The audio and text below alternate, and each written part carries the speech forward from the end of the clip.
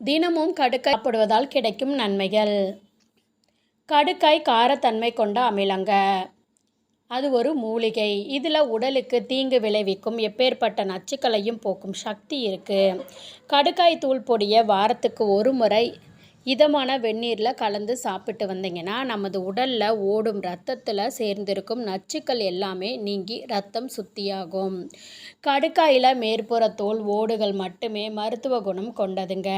அதன் விதைகள் சிறிது நச்சுத்தன்மை வாய்ந்தவை. அதை பயன்படுத்தக்கூடாதுங்க. தினமுமே இரவு சாப்பிட்டு முடித்ததுமே கடுக்காயோட ஓடுகளை பொடியாக்கி 1/2 டீஸ்பூன் அளவு சாப்பிட்டு ஒரு கோப்பை நீர் அருந்தி வர உடல் வலிமை பெறுங்க. மிகுந்த ஆற்றல் உடலில் உண்டாகும். கடுக்காய் தோலை சிறிதளவு எடுத்து அதோட இஞ்சி, மிளகாய், புளி, உளுந்தம்பருப்பு இதெல்லாம் சேர்த்து நெய்யில் வதக்கி கொஞ்சமாக உப்பு சேர்த்து சாப்பிட்டு வந்தால் ஜீரண சக்தி மேம்படுங்க. வயிற்றில் இருக்கும் நச்சுக்கள் நீக்கி வயிறு சுத்தமாகுங்க.